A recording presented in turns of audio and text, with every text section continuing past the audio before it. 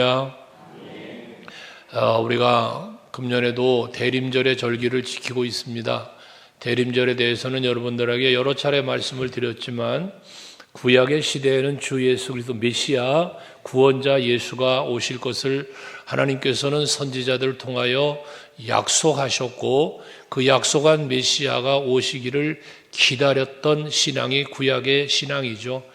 근데 지금 우리는 이미 메시아로 오신 예수를 맞이했고, 그리고 이제는 다시 오실 재림의 예수를 기다리고 있는 우리들입니다. 그런데 이런 기다림의 절기를 대림절 또는 대강절이라 하여 성탄절 앞에 4주간을 이 대림절이라는 절기로 지키고 있습니다. 오늘이 바로 그 마지막 주일이 되는데, 당시에 이스라엘 백성들은 약속되어 있던 메시아를 기다리는 마음이 대단했습니다. 이유는 그들은 당시 시대적인 상황이 암울했고 어두운 세상이 되었기에 메시아 오시기를 사모하며 기다렸던 거예요. 그래서 예수께서 그 사모하는 마음을, 약속이시니까, 하나님의 약속이니까 그들의 그 마음을 보시고 예수님을 이 땅에 보내신 것이거든요. 오늘 본문에 나오는 시므온이라는 사람도 마찬가지입니다. 이 사람도 예루살렘에 살고 있던 사람인데 25절에 보면 그는 의롭고 경건하여 이스라엘의 위로를 기다리는 사람이다 라고 표현하고 있습니다.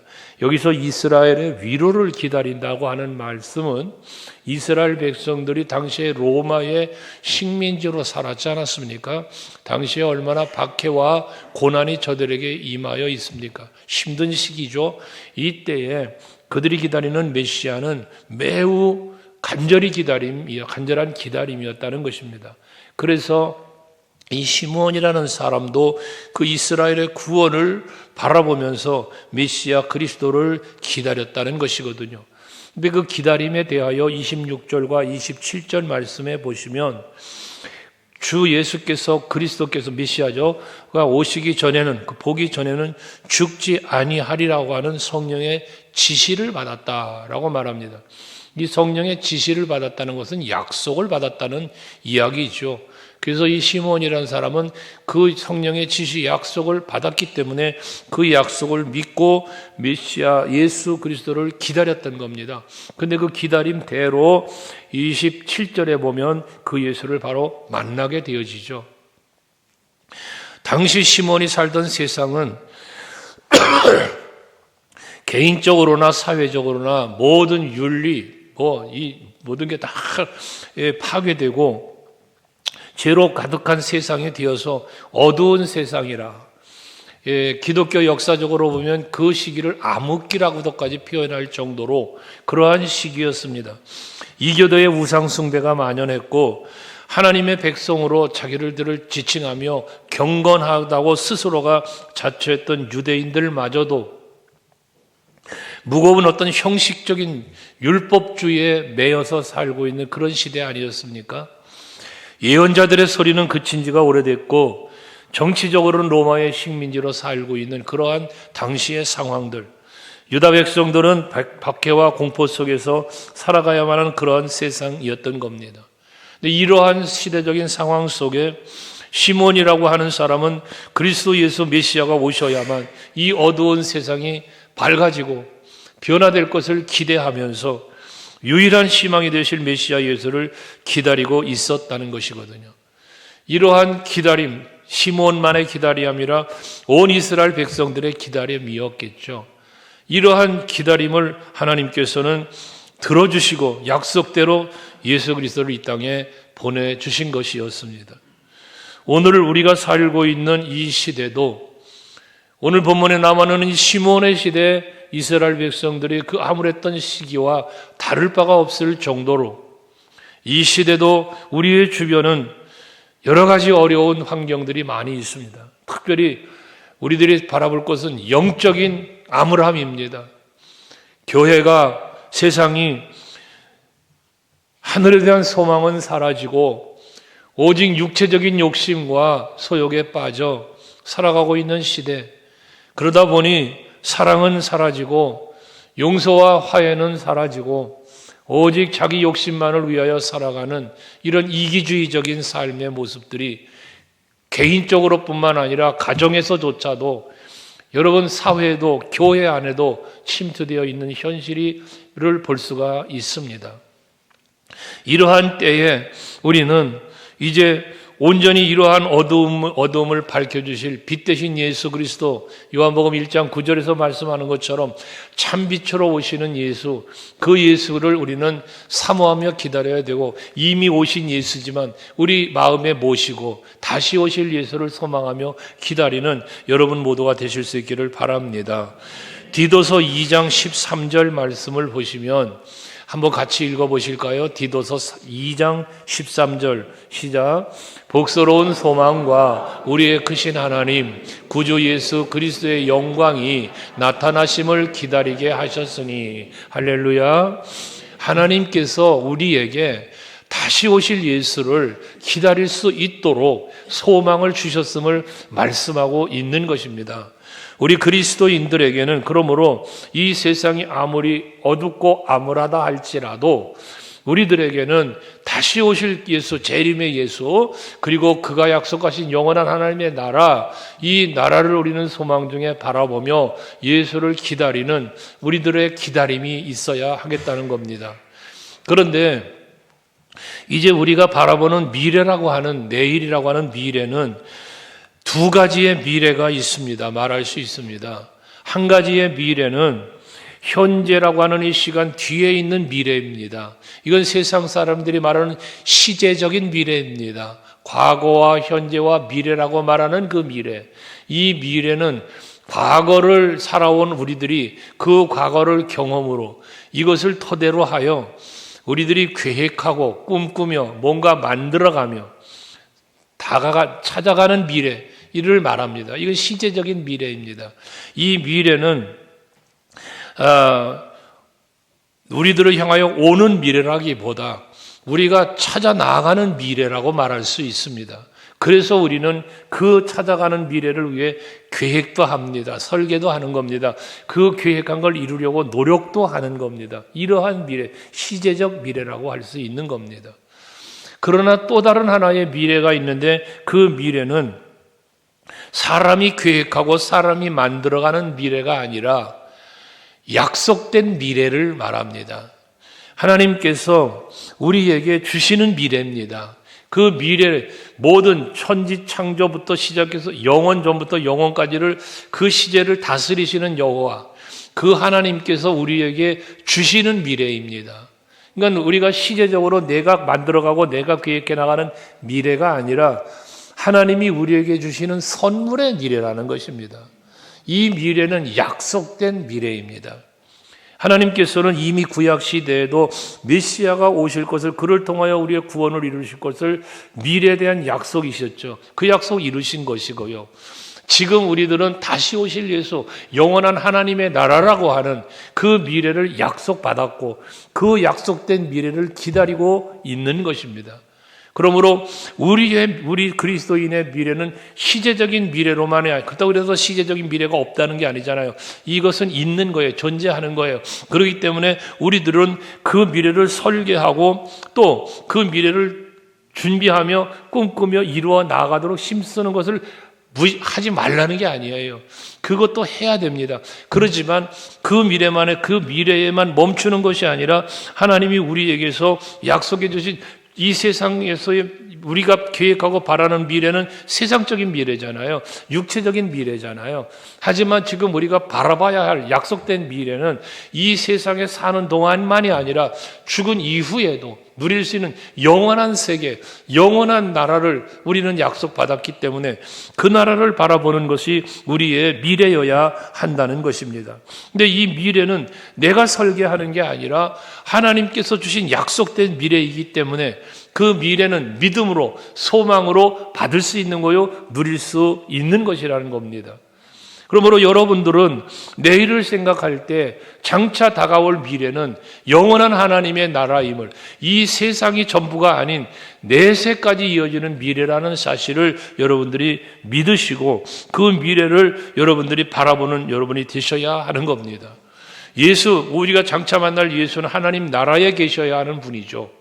그렇지만 그분은 하나님의 나라에만 계신 분이 아니라 우리 가운데 말씀으로 찾아오시고 성령으로 오셔서 지금도 우리와 함께하고 계신다는 이 사실을 여러분들이 믿으시고 그 예수와 더불어 사시면서 밝은 미래 또 소망의 미래를 향하여 나아가는 여러분들이 되실 수 있기를 바랍니다. 그 믿음이 여러분의 약속된 미래를 소유할 수 있게 하고 또 누릴 수 있게 해주는 소망의 신앙이 되어지는 겁니다. 하나님의 나라는 지금 내가 경험하고 있다. 그래서 예수께서도 말씀하셨잖아요. 하나님 나라는 여기 있다 저기 있다 하는 것이 아니라 너희들의 마음속에 있다 말씀을 하시지 않았습니까? 우리 그리스도인들은, 특별히 서강교회 성도 여러분들은 이미 내 안에 와서 자정하여 계시고 나와 함께 동행하시면서 길이요 진리요 생명이 되어 영원한 하나님의 나라로 이끌고 계시는 주님과 동행하며 살아가는 여러분들이 되실 수 있기를 바랍니다. 지금 하나님의 나라를 누리며 지금 예수와 동행하는 그 기쁨을 누리고 사는 복된 그리스도인들이 되시자는 말씀입니다.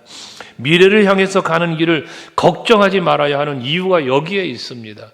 우리의 미래는 하나님의 것입니다. 하나님이 약속하신 것이고 하나님이 우리에게 주실 것입니다. 세상 사람들은 불확실한 미래를 향하여 나아가고 내가 힘쓰고 내가 노력해야만 이룰 미래만 바라보고 나아가기 때문에 두렵고 근심하고 그럽니다. 하지만 우리의 미래는 하나님이 보장해 주신 미래를 향하여 나아가고 있기에 우리에겐 두려움이 없는 겁니다. 우리는 늘 행복한 것입니다. 예수로 행복하고 예수로 만족하는 것입니다. 여러분들에게도 그런 미래를 바라보는 믿음이 있기를 주의 이름으로 축복합니다. 예수께서 영접하러 오시겠다고 하는 약속의 말씀, 반드시 약속대로 오실 겁니다. 그분을 맞이하기 위해서 준비하고 기다리는 여러분들이 되실 수 있기를 바랍니다. 우리 서강교회도 오실 거고 여러분 가정에도 오실 거고 여러분 중심 속에도 오실 거예요. 이미 오셨지만 다시 오실 거다 그 말입니다. 그 주님을 기쁨과 감사로 기다리고 또 맞이할 수 있는 여러분들이 되셔야 한다는 겁니다. 그렇다면 우리가 기다리는 미래는 과연 어떠한 미래인가라는 겁니다. 기다림이라는 것입니다. 무엇을 기다리느냐는 겁니다. 윌리엄 말스톤이라고 하는 심리학자가 3,000명이라는 사람을 대상으로 설문을 조사를 했답니다. 그랬는데 그 설문, 인생을 살아가는 데 있어서 어떤 시간을 소비하며 어디에 마음을 쏟으며 살고 있는가에 대한 설문을 조사해 보았더니 그 3,000명의 사람들을 통계해 내본 결과 94%가 자기가 살아가는 삶의 94%, 시간의 94%를 기다림이라는 시간에 사용되어 했다는 겁니다. 기다리며 무던히 기다리는 삶을 살았다는 거예요.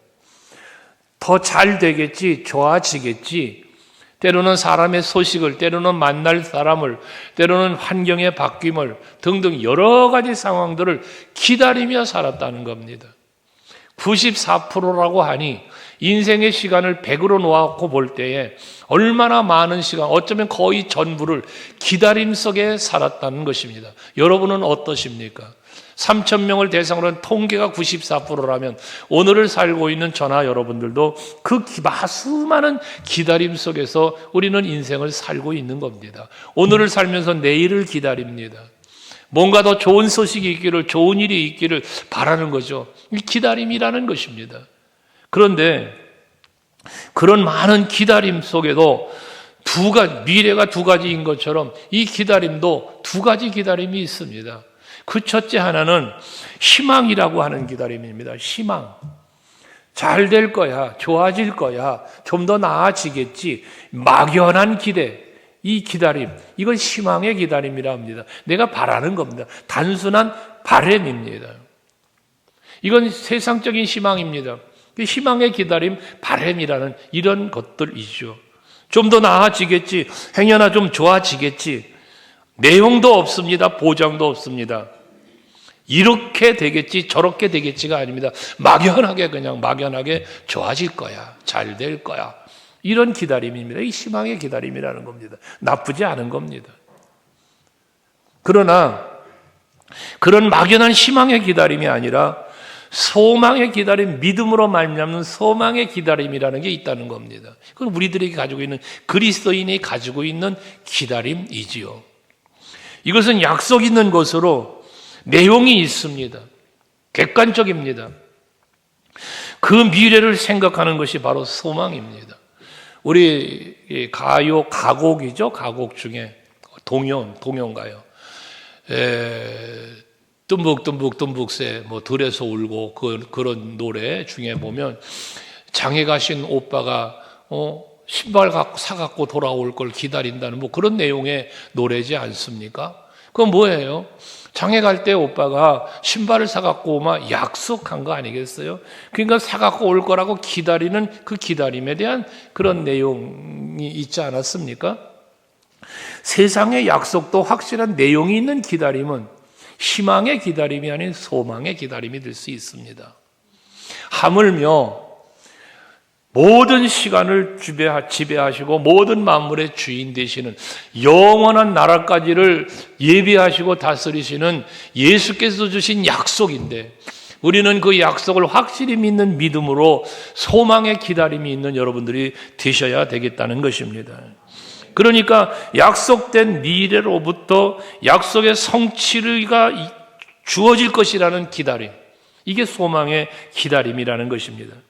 오늘 본문에 주님의 위로를 기다린다, 이스라엘의 위로를 기다린다라고 하는 이 기다림, 시몬이라는 사람의 모습 속에서도 발견하는 것처럼 그는 왜 이렇게 이스라엘의 위로를 기다렸는가를 25절 아까도 말씀봤지만 26절에 분명히 말씀하고 있지 않습니까? 성경이 말씀하는 것, 하나님의 약속, 하나님의 방법대로 기다리는 거예요. 그 약속을 믿는 거예요. 너 그리스도를 보기 전에는 메시아예요. 메시아를 보기 전에는 죽지 아니라 하리라는 성령의 지시를 받았다. 하나님의 약속을 받았단 말이에요. 그렇기 때문에 그는 기다릴 수 있었다는 것입니다. 이스라엘 사람들의 메시아 대망 사상은 대단했다고 말씀드리지 않았습니까? 그 암울한 시기, 힘들고 어려웠던 그 시기에 메시아를 기다린다는 것은 얼마나 정말 그 간절한 기다림이었겠습니까? 그것처럼 오늘 성경이 말씀하고 있는 기다림은 그냥 막연한 기다림이 아닌 약속 있는 기다림이라고 볼 때 중요한 사실은 뭐냐? 우리가 그 약속을 믿어야 된다는 겁니다. 아무리 수많은 약속이 있어도 내가 그 약속을 믿지를 못하면 소망의 기다림이 있을 수가 없는 것입니다. 초대교회의 성도들을 보시면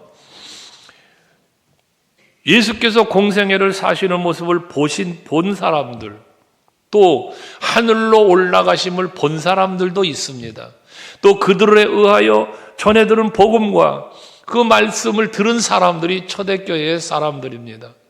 당시에 얼마나 박해가 심했습니까? 고난이 심했습니까? 예수 믿는다고 복음 전한다고 매맞고 감옥 갇히고 심지어 죽임을 당하기까지 하는 모습을 저들이 보는 겁니다. 자기들이 보는 앞에 박해를 당하는 거예요. 어쩌면 자기 스스로도 박해를 받는 거예요. 바울처럼 톱으로 켜 죽이고 사지를 찌고 죽이고 짐승들의 밥으로 던져주고 본단 말이에요. 그들이 보아요. 그런데도 불구하고 저들은 그 믿음을 지키며, 여러분 그 고난 속에서도 견뎌낼 수 있었던 이유, 죽으면서까지 순교적인 신앙으로, 죽으면 죽으리라는 그러한 신앙으로 그 믿음을 지킬 수 있었던 이유는 하나, 다시 오실 예수를 기다리는 그 기다림 때문이었다는 것입니다. 자기들을 위하여 예비되어 있는 하나님의 나라, 그 나라에 기다리고 있을 면류관, 이거를 바라본 것뿐입니다. 사도 바울도 그래서 내가 선한 싸움 싸우고 달려갈 길 마치고 믿음을 지켰다라는 고백을 하는 것 아니겠습니까? 나에게 주어진 사명을 감당하려 하면은 내 생명조차도 귀한 것으로 여기지 아니했다라고까지도 고백하는 것 아니겠습니까? 그러므로 오늘을 살고 있는 우리들도 이 초대교회 시대에 약속되었던 그 예수, 다시 오실 예수가 오늘 우리들에게도 주어진 약속이고, 그들이 기다리고 있는 예수, 오늘 우리도 기다리고 있는 것이니, 그들에게 약속됐던 하나님의 나라를 우리도 믿음으로 바라보고 있는 것이니 이 소망의 기다림으로 여러분들이 하루하루를 이 세상을 살아갈 수 있는 여러분들이 되셔야 하고, 그렇게 나를 위하여 다시 오실 예수, 영접하러 오실 그 예수를 만날 준비하며 사는 여러분들이 또한 되셔야 할 것입니다. 그것이 우리가 간직해야 할 마음의 자세입니다. 예수님이 당시에 약속대로 메시아로 오셨습니다. 그때 오셨을 당시를 한번 생각해 보시면 당시의 종교의 지도자들, 바리새인, 서기관, 율법사, 대제사장, 여러분 이 종교적인 지도자들입니다. 메시아를 가르쳐준 사람들입니다. 우린 메시아를 기다려야 된다, 오실 거다, 이거를 가르쳤던 사람들입니다. 그런데 저들이 그렇게도 간절하게 메시아를 기다렸고 가르치기도 했지만 정작 메시아 되신 예수가 오셨을 때에는 저들은 영접하지를 않았습니다.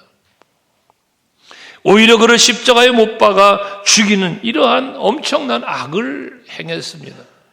당시의 왕이었던 분봉왕이었던 헤롯은 예수님이 나는 순간, 그 소식을 듣는 순간 왕으로 오실 메시아, 그는 소식을 들었고 알기에 어떻게 합니까? 자기의 왕권을 빼앗길까 봐, 자기의 권자를 빼앗길까 봐 그걸 내려놓을 수 없어, 빼앗길 수 없어. 그래서 태어나자마자 어린아이를 죽이는 이러한 얼마나 기가 막힌 악을 행합니까? 오늘 우리들이 살면서 예수가 나의 주인이 되고 하나님의 나라가 나의 바라보는 미래가 되어야 되는데 그리하지 못하고 세상 것에 매여 육체의 욕심에 매여 살면 그들과 다를 바가 없는 우리들의 삶이 오늘날도 이루어질 수 있다는 겁니다.